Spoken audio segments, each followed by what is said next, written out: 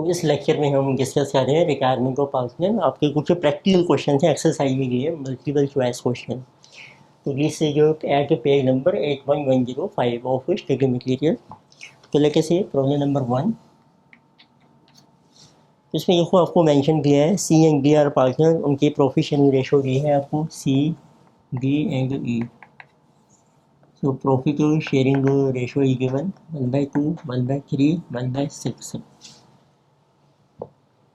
So D retired and the new profit sharing ratio between C and E. तो D जो है वो retire हो गया और आपको दिया कि नई ratio between C and E जिसे गिवन 3:2। तो इसमें जो पुरानी रेशो है वो 6 एलसीएम लिखे हैं तो वो बन जाएगी 3:2:1। So and firm has reserve of 12,000, it will be divided। तो एक फर्म के पास रिजर्व है of 12,000। So how it will be divided, तो आपको बताना है कि ये किस तरीके से डिवाइड होगा।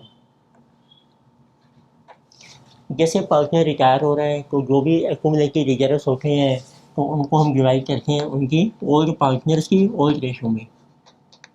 तो इसको आप इसी रेशो में डिवाइड कीजिए 3:2:1। 6 से डिवाइड किया 2 × 3, 6,000, 4,000 and 2,000।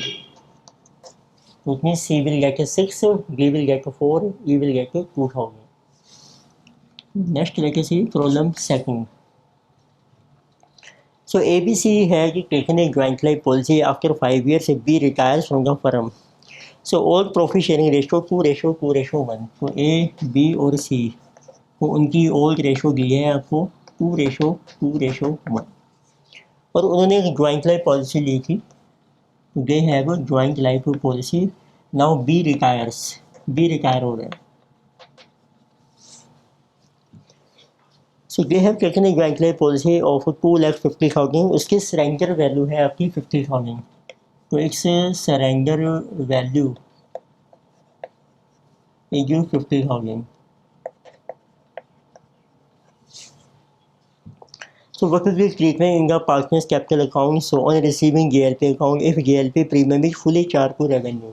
तो JLP का जो प्रीमियम है जो अब हम पे कर रहे हैं तो ये हमने चार्ज कर रखा है P&L में, क्योंकि चार्ज टू P&L।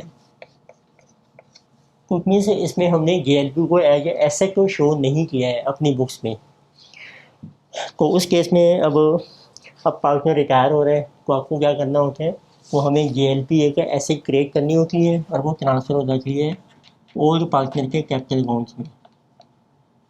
तो कैपिटल अकाउंट कौन से हैं ABC। तो A कैपिटल अकाउंट, तो B कैपिटल अकाउंट, तो C एट सरेंडर वैल्यू 50,000 और जो भी इनकी ओल्ड रेशो है। तो इट मीन्स 20,000, 20 एंड 10।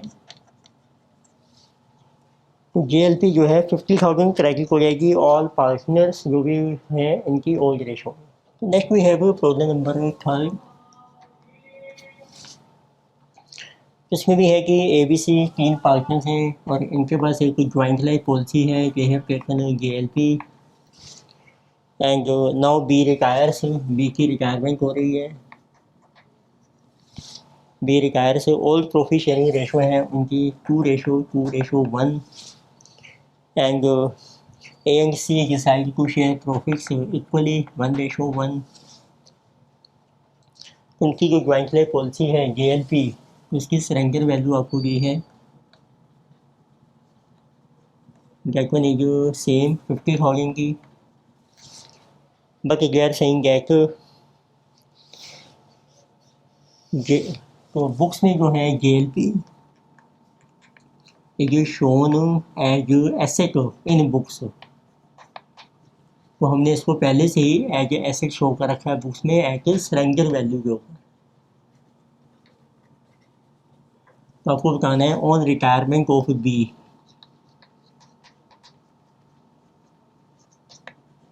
कि अब आपने इसका क्या ट्रीटमेंट करना है JLP का। तो जब ये पहले से ऐसे कंपेयर हो रही है तो इसका मतलब ये पहले ही इसका शेयर पार्टनर्स को रिसीव हो चुका है तो अब आपको कोई ट्रीटमेंट करने की ज़रूरत नहीं है, तो no treatment is required.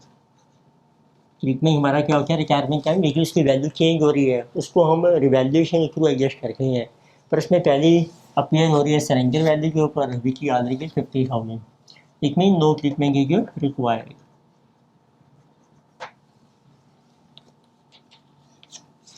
Next में है प्रॉब्लम नंबर 4।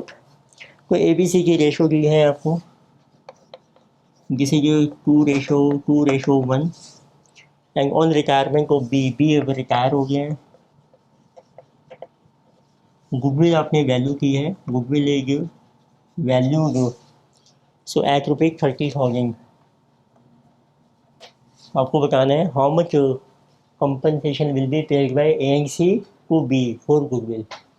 को A और C B को पे करेंगे गुडविल का शेयर। तो आप गुडविल का शेयर कैलकुलेट कीजिए, B शेयर इन गुडविल 30,000, और देखो उसका शेयर है 2/5 12,000। तो ये उन्होंने पे करने हैं गेनिंग रेशो में। तो जैसे B रिटायर हो जाएगा, गेनिंग रेशो 2:1 रह जाएगी, तो एंट्री बनती है AC to B, that is 12,000। Gaining ratio है 2:1, 3, 4, 8 and so A will contribute 8,000, C will contribute 4,000. Then we have question number 5. Next we have problem 5. तो ABC इसमें भी यही है कि 3 पार्टनर्स हैं, उनकी रेशो आपको दी है, जिसे कि 2:1 एंड कैपिटल बैलेंस भी दिए हैं। बिग कैपिटल बैलेंस कैपिटल्स आपको दे रखे हैं 50,000 फॉर A, 50,000 फॉर B, और C का आपको दिया है 25,000। Now B declare to retire from the firm, B retire हो जाते हैं, और एक आपके पास रिजर्व का बैलेंस है, रिजर्व इज हाउ मच 15,000, और एक गुडविल है फर्म की, जिसे जो वैल्यू है 30,000, और एक आपका है रिवैल्यूएशन प्रॉफिट, जिसे 7050। तो देयर आस्किंग जब ये बी रिटायर हो रहे हैं तो how much money will be transfer to loan account. तो कितना अमाउंट आपने ट्रांसफ़र करना है, amount transfer to loan account of बी, दैट इज इक्वल टू जितना उसका कैपिटल होता है प्लस उसको रिजर्व में शेयर मिल जाएगा। 2/5 6,000 का रिजर्व का शेयर है, गुडविल का शेयर आ जाएगा उसका 2/5 12,000, और जो उसका रिवैल्यूएशन का प्रॉफिट का शेयर है, this is also 2/5। So this is 7050 into 2 divided by 5, 2820। इतनी ये बन जाएगा उसका टोटल 68,000 प्लस 2 70,820। ये हम इसके लोन में ट्रांसफ़र कर देंगे। Next we have problem number 6। इसमें भी 3 पार्टनर्स हैं ABC, उनकी रेशो आपको दी है 3:2:1 and there saying C retire हो रहे हैं इसमें on a decided date, and goodwill is value क्या 60,000, और गुडविल की वैल्यू हमने की है 60,000। तो आपको बताना है इसमें amount payable to retiring partner on account of goodwill. तो C को कितना शेयर मिलेगा गुडविल, उसका शेयर कितना है 1/6। ये सिंपल है 10,000 अमाउंट आपने पे करना है C को फॉर गुडविल। नेक्स्ट में है प्रॉब्लम नंबर 7। तो ABC 3 पार्टनर्स हैं आपके, उनकी रेशो 3:1 है।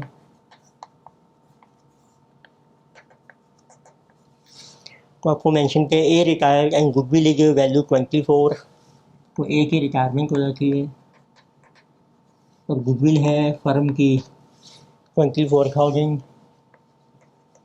तो इसका ट्रीटमेंट क्या होगा वो आपको बताना है। तो ए को गुडविल मिलेगी, बी और सी पे कर देंगे। एंट्री है बी सी टू ए। देखो ए का कितना शेयर है गुडविल में, 24 into 3/6, 12,000। So that will be paid by B and C in gaining ratio. Ratio यही है 2:1 इनकी गेनिंग बन जाएगी। That will be 8,000 and 4,000।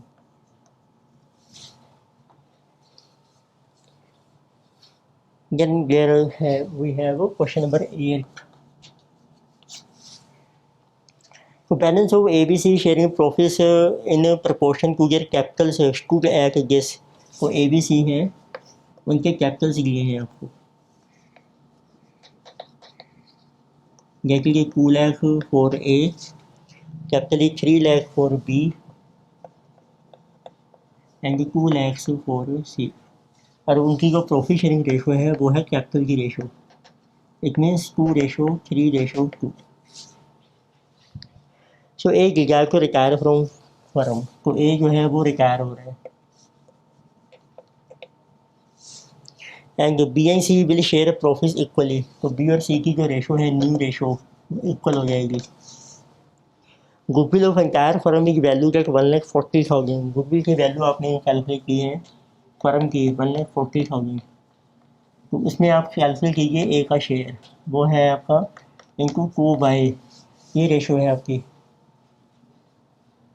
2/7। 40,000 जो इसकी गुडविल है। तो and they're asking so how much goodwill will be paid to A and by what amount by B and C. तो किस रेशो में पे करेंगे, तो उसके लिए हम कैलकुलेट करेंगे गेनिंग रेशो उनकी।